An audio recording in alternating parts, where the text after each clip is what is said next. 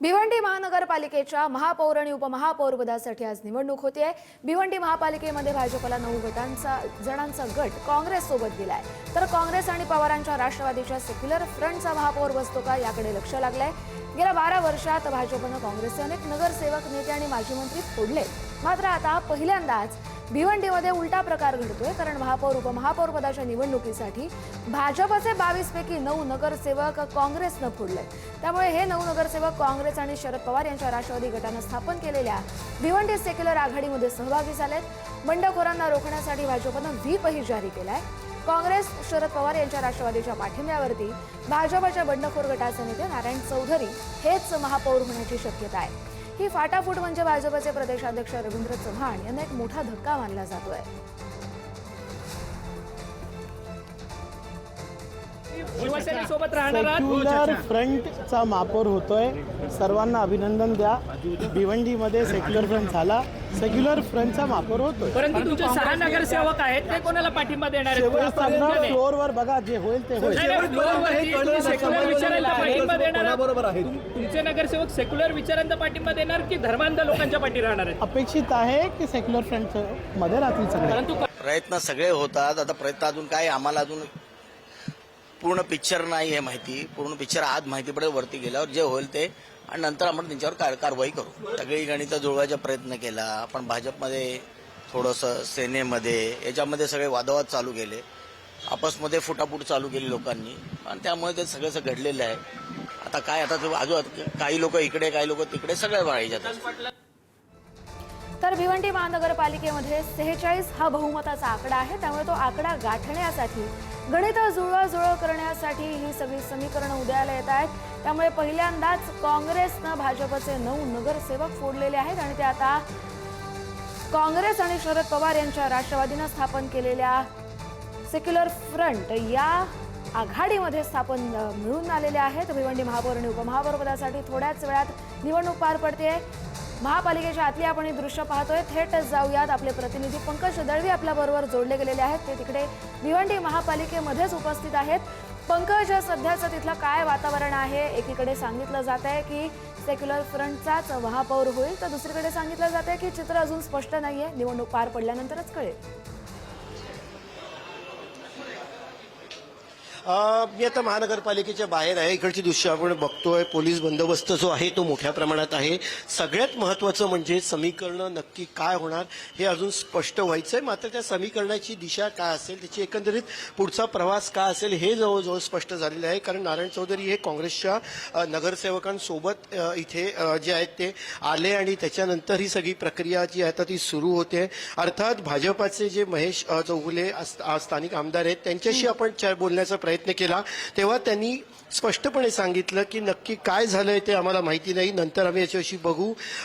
नक्कीच समन्वयाचा अभाव आहे, भाजपाचं गणित चुकलं हे त्यांनी अगदी मान्य केलेलं आहे। अर्थात ज्यांनी पक्षाचा व्हीप पाळला नाही, म्हणजेच नारायण चौधरी आणि त्यांचे इतर 8 नगरसेवक, त्यांच्यासोबतचे टोटल 9 जण एकूण, यांनी जो व्हीप पाळला नाही त्यांच्यावरती कडक कारवाई केली जाईल, त्यांना पक्षातून काढण्यासंदर्भातली कारवाई जी आहे ती केली जाईल, असं त्यांनी स्पष्टपणे इथे म्हटलेलं आहे।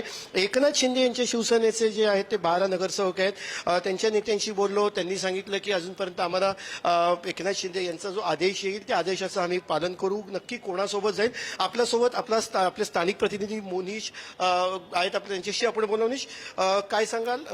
ही सगळी समीकरणं आहेत, नारायण चौधरी इथे आतमध्ये येताना तुम्ही बघितलं, काय अंडर करंट वाटतोय तुम्हाला? कारण तुम्ही निवडणूक अगदी ग्राउंड लेवलला कव्हर केलेली आहे। नक्कीच या ठिकाणी भाजपचे बंडखोर नगरसेवक आहे हे नारायण चौधरी यांनी काँग्रेस सोबत म्हणजे सेक्युलर फ्रंट सोबत जाण्याचा निर्णय घेतला, परंतु या ठिकाणी महेश चौगुले जे आजचा अंडर करंट काय दिसतोय ते त्यांच्यासोबत आले।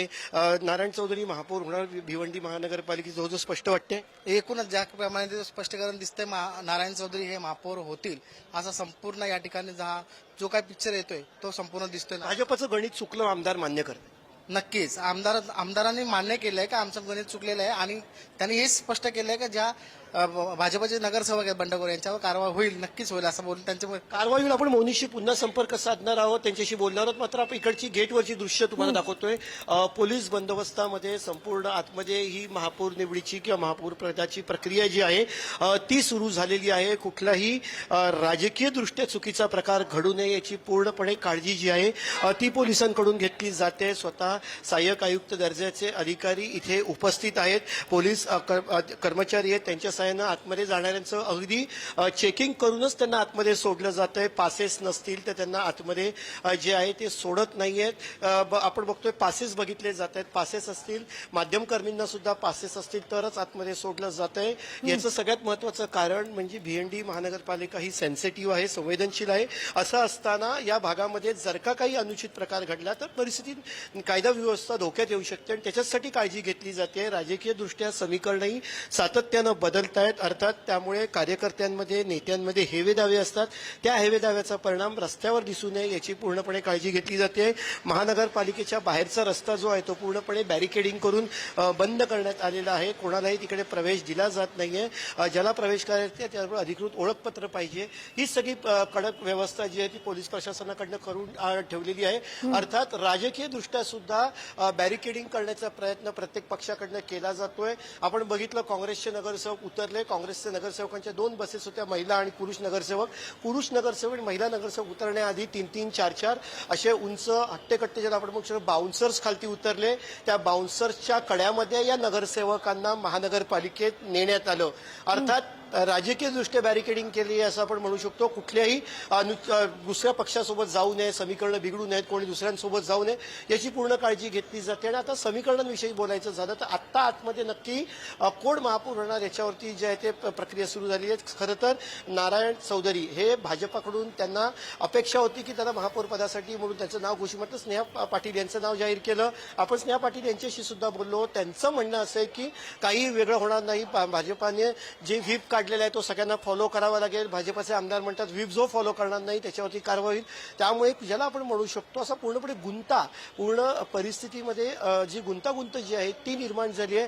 मात्र जेव्हा नारायण चौधरी हे काँग्रेसच्या नगरसेवकांसोबत इथे आले तेव्हा याच्यामधली जी एक आतला अंडरकरंट जो आहे तो स्पष्टपणे जाणवत होता की महापौर पदाची ही निवडणूक, महापौर पदाची निवडीची प्रक्रिया कुठल्या दिशेने जाणार. आपण आपले स्थानिक प्रतिनिधी मोनीश गायकवाड यांच्याकडे पुन्हा जाणार. पंकज, त्याच्यामुळे भिवंडी